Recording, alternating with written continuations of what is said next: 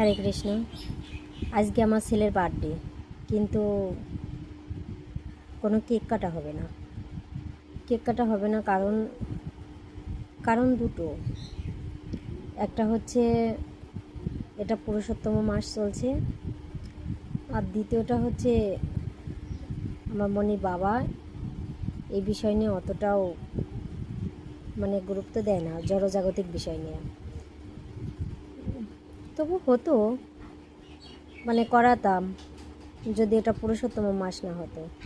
পুরুষোত্তম মাসে তো জড় বিষয়ে কোনো কিছু করা যায় না, জড়জাগতিক কোনো শুভকর্ম করা উচিত নয়, তাই কেক কাটাবো না।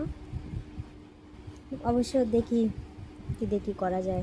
তো দেখতে পাচ্ছ সকালবেলায় এখনও জনার্দন ঘুম থেকে ওঠে না। আমি চলে এলাম রান্নাঘরে, ভাবছি ছেলের পছন্দের জিনিস তৈরি করে আজ ভগবানের ভোগ লাগাবো।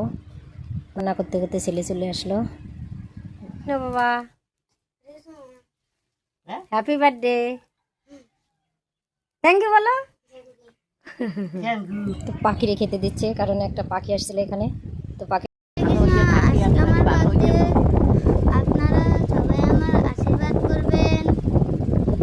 রান্না বাড়া কমপ্লিট করে ভোগ লাগিয়ে দিলাম। ভগবানের প্রসাদ দর্শন করুন, আর নৃসিংহদেবের কাছে কৃপা প্রার্থনা চাইলাম। আসলে ছেলে নিয়ে যেতে চেয়েছিলাম নৃসিংহদেবের পুজো করতে মায়া করে, কিন্তু সেটা তো হলো না।